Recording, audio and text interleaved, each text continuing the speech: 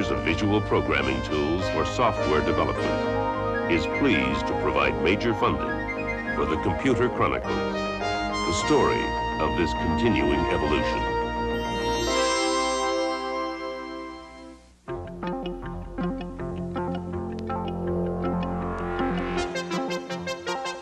Welcome to the Computer Chronicles. I'm Stewart Cheifet, and sitting in this week for Gary Kildall is Herb Lechner of SRI.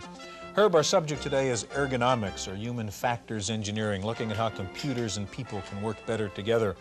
And most people may not recognize this monster here. This is an Apple I computer from back in 1977. You supply the lumber by yourself, by the way. It's not very user-friendly. You've done a study at SRI on ergonomics. What were the findings of that study? We didn't have anything quite this crude to work with, Stuart, but we did find that there are areas in which we can improve the man-machine interface.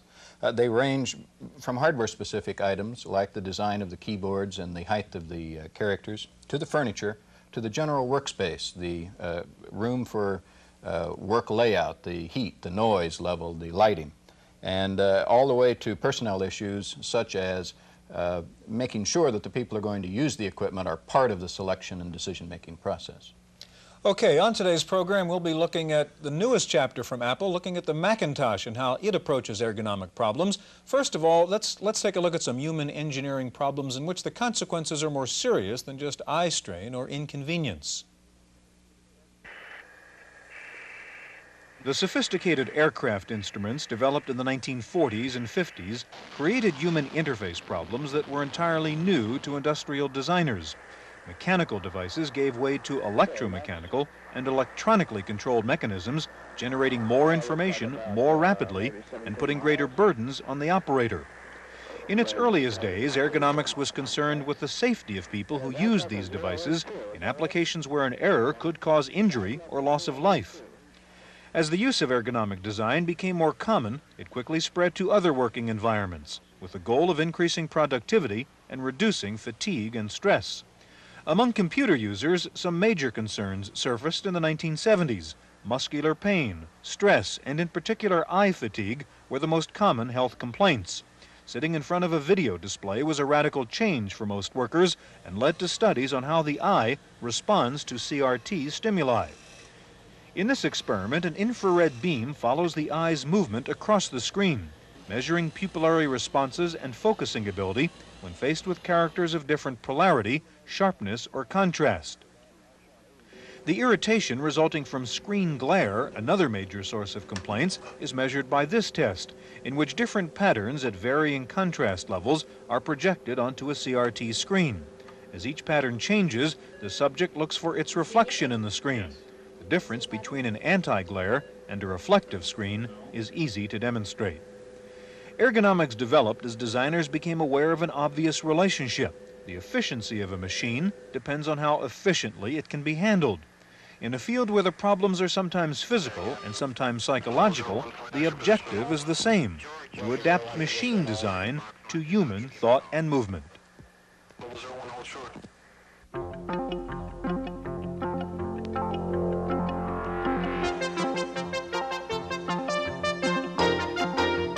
Our guests in the studio now are Wanda Smith, Manager of Human Factors Engineering at Hewlett-Packard, and Karen Kessel, an ergonomics consultant and editor of the Office Systems Ergonomic Report. Herb? Karen, not everyone may be familiar with our use of the term ergonomics.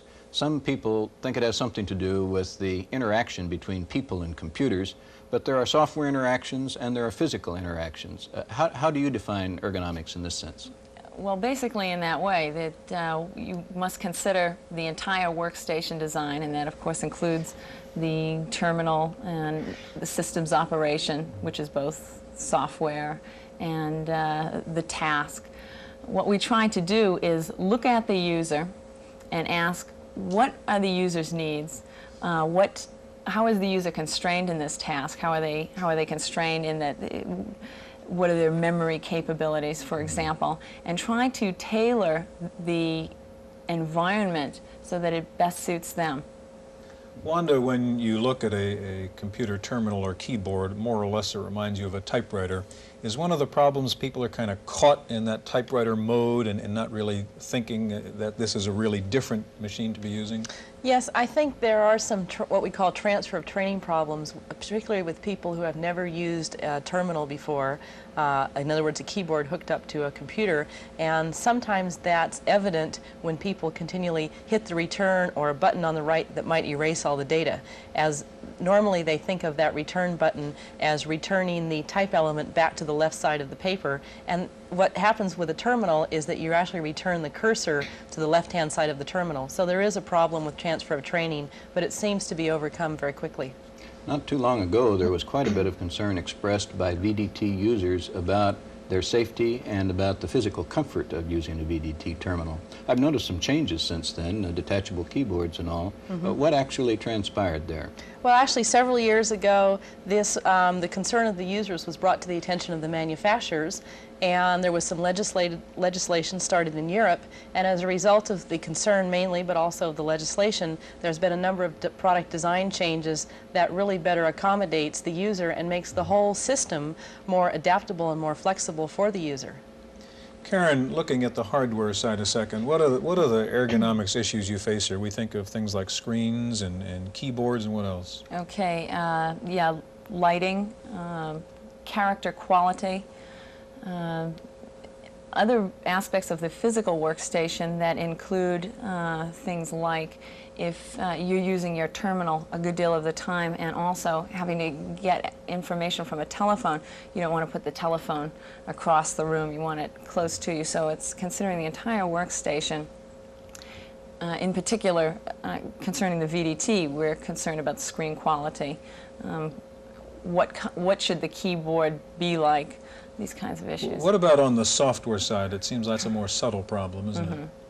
Yeah, it's also a more difficult issue because then you're asking questions about the cognitive capabilities of the user. You're sometimes asking, given a certain goal, what stages is the user going to go through to get there? Basically, what are they going to be thinking of? You're trying to anticipate them, and you're trying to design a system that better accommodates them.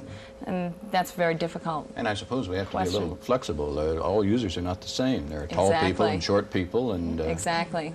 Various users come to the VDT situation with different kinds of knowledge. We have adjustable chairs, but I wonder if we have adjustable software. Wanda, speaking of cognitive problems, you have a demonstration here with the HP Orion computer. Tell us what's on there. This is a demonstration of a time planning algorithm that's typical. It's in the field known as a PERT chart, and this is a demo of how this kind of information can be changed to multicolor in order to pick out the information on the screen that differentiates it from other parts of activities that will be going on during this person's planning of time. Okay, so what we saw first was a black and white chart, which wasn't too easy to decipher. Well, it was easy to see the information, but it wasn't easy to differentiate the information. One of the advantages of this display is that it has 4,029 colors, and we can vary the colors on parts of this display to show areas that need to be differentiated and that actually help the user to discriminate parts of the information on the screen from other sections. You can see that I've color-coded the critical path in this area red, I've color-coded the slack time in green, and now what I'll do is I'll color the events with a yellow to discriminate those particular parts of the screen or the events from others. You can see it's kind of a yellowish, goldish color. Okay, that certainly makes it easier to read. You have another demonstration on text processing, which I think is worth yes, looking at. many people don't realize that you can use multicolor displays for applications like text processing. Most of the time they think of multicolor displays for CAD/CAM. And what I'm actually going to do now is to bring up a menu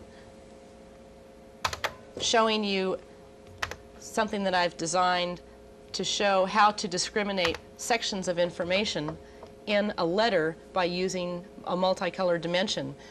Most people, when they write a letter to a customer, let's say I've got a shipping account, what I want to do is to find out what parts of the letter are critical information and what parts of the letter are typical information that we might want to change on a daily basis, excuse me, or maybe not change at all. Now this takes a few seconds to bring up the program, but it's an application that's new, it's different than CAD/CAM, and we're starting to use multicolored displays to study the visual and cognitive responses of people, which, as Karen said before, is a much more difficult problem than just the hardware design. This application would be if, for example, we wanted to edit a standard letter? Yes. Yes, it can be used for editing. You can use multicolored coding for defining technical terms in a report that you may want to put into a glossary. This is an example where the standard text is color-coded in blue. The information that you normally change when you do a new letter, maybe to a new customer, is color-coded in yellow, and the information that's critical is color-coded in kind of a maroon color. And particularly if you notice the last line says, continued non-receipt of this payment will jeopardize future orders. And that will alert the data input operator to the fact that this person either hasn't made his payment or there's some problem, alerting him to the fact that maybe we don't want to send that person orders in the future, or at least tell the payment's received. Wanda, one last thing. In doing your demo, I see you have a kind of thumb wheel, speaking of ergonomics, on the keyboard. That's kind of a mouse of a sort, isn't it? Well, it is a mouse. What it does, actually, it moves the cursor around the display so that you can put various types of information at different spots on the screen. Now, one of the advantages of a thumb wheel designed into a keyboard is that it doesn't require a lot of space on the tabletop as would a mouse or maybe some other kind of interface device. One of the things that we're interested in as human factors engineer is what kind of device should be used for a typical user in a specific application. And that's the kind of analysis we go through to design a product for specific users.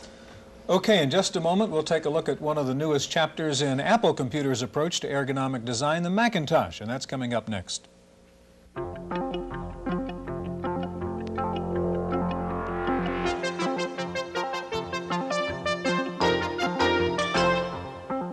Joining us now is Susan Kerr. Susan is an icon designer with the Macintosh Software Group, and Jerry Manick, who's product design manager for Macintosh. We're talking, Jerry, about ergonomics on this show. How did the Mac address some of the ergonomics problems we've been discussing? There are certain basic design criteria that we use for keyboards, the angle of keyboards, the angle of the front screen of the Macintosh. Taken out of the literature, we wanted Macintosh to be able to be used by the 99th percentile, male, female. Also we knew that children would be using the Macintosh. That pretty much decided the arrangement of the tube above the disk drive slot. We wanted the keyboard to be very light, to be able to be moved around easily. Macintosh itself, we wanted the case to be as small as possible because it's a portable unit. We wanted a very strong statement of transportability, thus the handle on the top. We wanted the keyboard to be able to be easily connected and disconnected. The 4-wire coil cord plugs into the front of Macintosh to make it easy to assemble it. The disk drive is pretty unique. We think we've gone away from the soft floppy disks that can be easily damaged with heat or bringing something magnetic close to it. This hard plastic shell on the disk drive, on the diskette, completely protects the media inside and can be used, carried in your pocket without worry about getting dirty or damaged. It also makes the disk drive very reliable in practically any climate. You can be assured that you won't lose data by using that. Tell us about the mouse. That's obviously been a key part of Lisa and now Mac technology. The mouse is a very efficient cursor pointing device. There have been a lot of studies about how the most efficient way to point the cursor is. Actually, the mouse is designed to be used all the way from a child to an adult with a very light touch on your hand. The early mice, even from Apple, had 3 buttons or 2 buttons on top. We worked very hard to get just the button to be a single button without having to have the person remember right or left, just click. And as Susan will show you later, the function is done. Susan, you're an icon designer, among other things, and Have you learned something from the experience on Lisa as to the effectiveness of icons, how to use them, and how they fit in? Well, certainly, I think one of the best experiences is seeing a person who's never used a Lisa before or a Mac before, and even never used a computer before. It is possible, easily possible, to teach most people to use one of these computers in about 20 minutes. And a lot of that is because you can explain what an icon means, and a person can remember it easily. So we certainly use Lisa as a jumping off point and making just some refinements and additions for some new features. Okay, your area, the icons, are another one of the key ergonomic aspects, I suppose, of using a Mac. Maybe you can run through a demonstration here, Susan, and show us how we use the icons to get from place to place. Tell us where we are right at this moment with Mac. Well, what you see now is the image, the icon that you get when you just plug Mac in and turn it on. It prompts you with a picture of the diskette. So you've And a question mark saying, where's my diskette? saying, I need something. Okay, so that all you do is, it only fits in one way, so there's no way you can break it or make a mistake. You just pop it in. You get an image of a content Mac, so you know that everything is okay and you're welcomed. It's just so that the person using Mac gets information all the time visually, so nothing has to be translated. A little wristwatch to tell you, just wait 1 second. Things are happening. You've replaced the salt timer? Yeah, we're moving into the 80s. So what do we have now? So what we have now is an image on the screen of the diskette that we put in the slot, and it can be with the mouse, it can be moved. Okay. And it's already showing you the name of that disk. Right, and it's highlighted in the sense that it's inverted so that Mac knows that you want to do something to this diskette, and your choices of what you might want to do are listed in hidden menus that operate a little bit like window shades. When you move your cursor. So let's pull down the File menu to see. That would tell us now what? Right, that our choices, we could find out something about this diskette, or we can just open it, or we could eject it.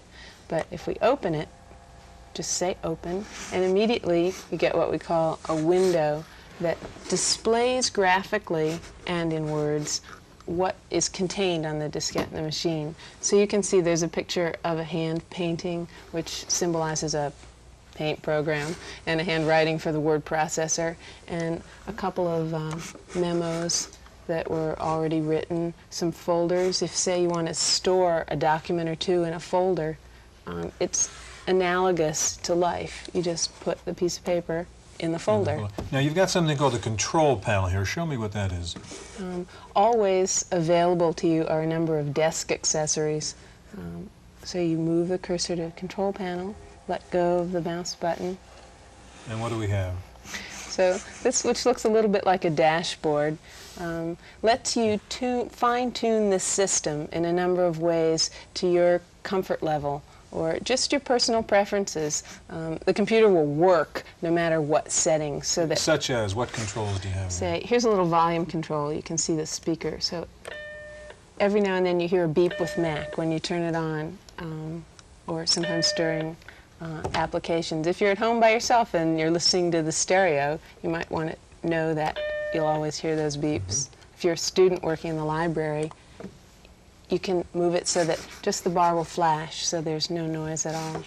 Say some of the other features let you adjust keyboard repeat rate, or a menu flash, or the amount of time between double clicks, which might vary with the age of the person using the computer. I'm going to rush you because I want to see as much of this as we can in the time we have. Show me Notepad and how that works. We can pop the control panel away by just clicking on it.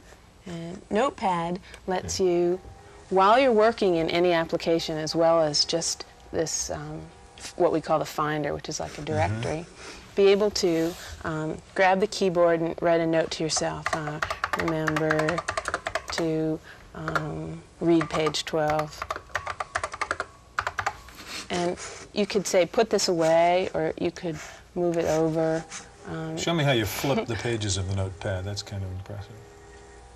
We can go to page 2, where it says another note, one left for oneself. Flip to page 3. Up to 8 pages of notes that could help you in your work or just remind you of social events. One of the items was scrapbook. Right. Scrapbook lets you keep literally, you're only up to 256. You're only limited by how much memory you have free.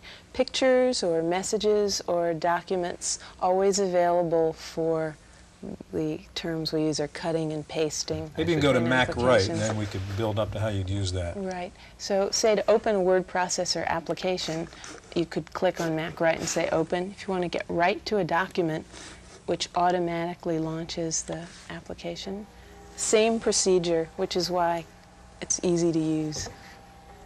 And now you're loading the word processing We're loading the program, word Mac Write. processor and to the specific document that I think one of the we've selected. advantages, too, of Macintosh is that things happen so quickly. Certainly fits into the ergonomic pattern of the user interacting quickly with the device. It's just very direct, no complicated sequence of commands to remember. We can, here's an old little bit of sample text. This is how the word processor appears to you. A ruler lets you set formats, which is certainly a familiar object. Say you want to go from single to double space, just click on the wider image if you want. And you can justify or center. We're not going to have time actually, but you could have pulled up pictures from Mac Paint from the scrapbook and then insert them into the document. Paste them in just by saying paste from the menu. If you want to change a word to be bold, just say bold. Change the font to something like Old English. Okay, I know you're having fun, Susan, but I'm going to have to stop you. It's hard when away. it's your baby not to be I enthusiastic. get the feeling. Well, thanks so much for showing off Mac to us, and thanks for joining us on this edition of the Computer Chronicles.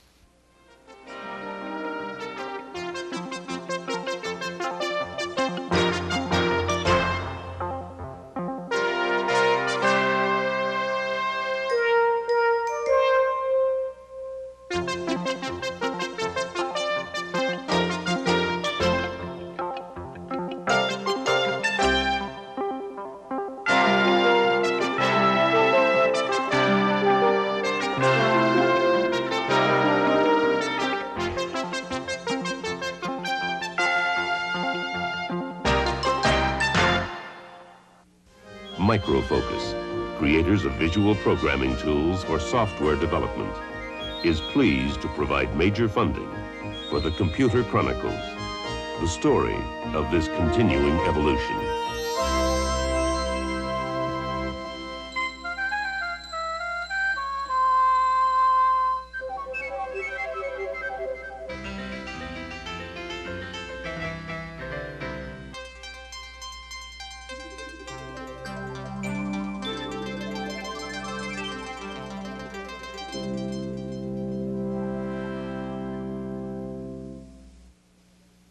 Random Access is made possible by a grant from Popular Computing, a McGraw-Hill magazine.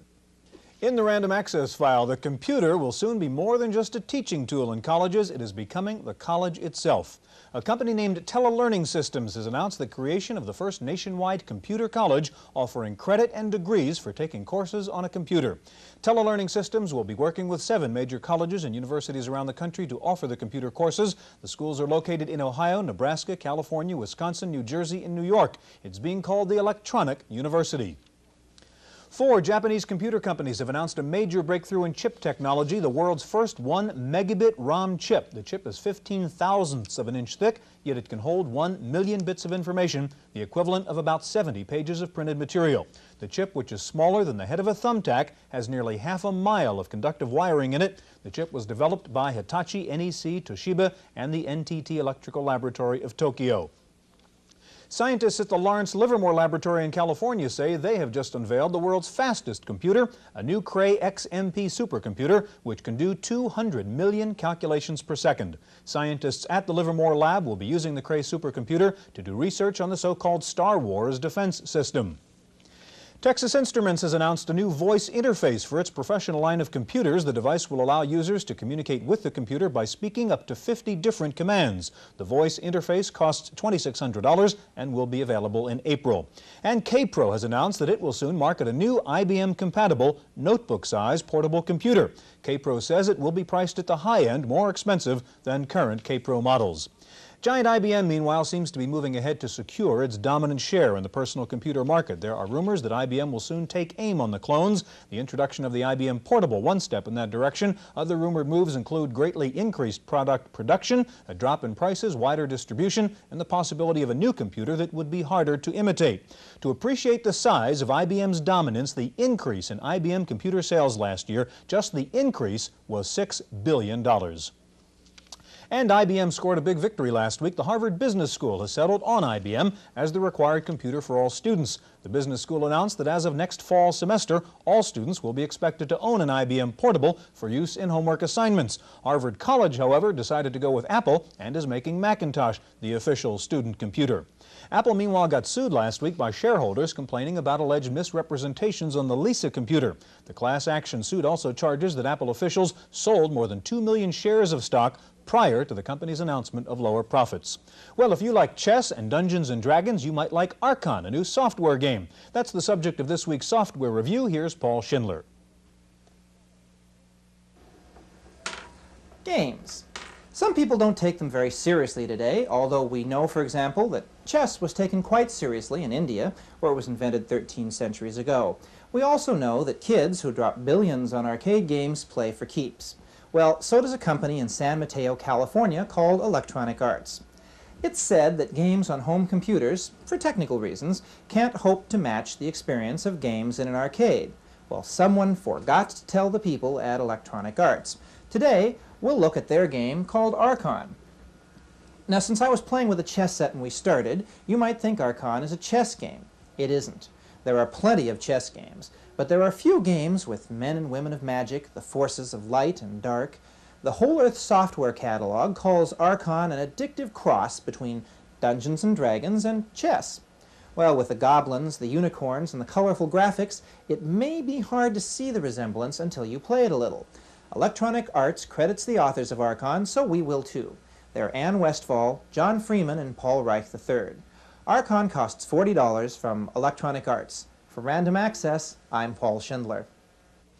And next week, Paul looks at Office, a new low-cost word processing and filing program. Well, do you remember that video movie store in the neighborhood that used to sell mainly records? Well, you may soon be talking about the software store that used to sell books. Software is expanding outside the computer store and into bookshops. 2 major book chains are already carrying software. And just last week, a major book publisher, Addison Wesley, got into the business of distributing Infocom's software to retail bookstores. Finally, if you're into self-evaluation, trying to find out who the real you is, there's a new software program to help you. It's called Unbecoming a Hero. The program takes you through an extended series of questions to help you figure out what are the values most important to you. The program also lets you create a role model and then helps you understand why you admire that kind of person. It costs $30 and it runs on an Apple. And that's it for this week's Random Access File. I'm Stewart Cheifet. Random Access is made possible by a grant from Popular Computing, a McGraw-Hill magazine.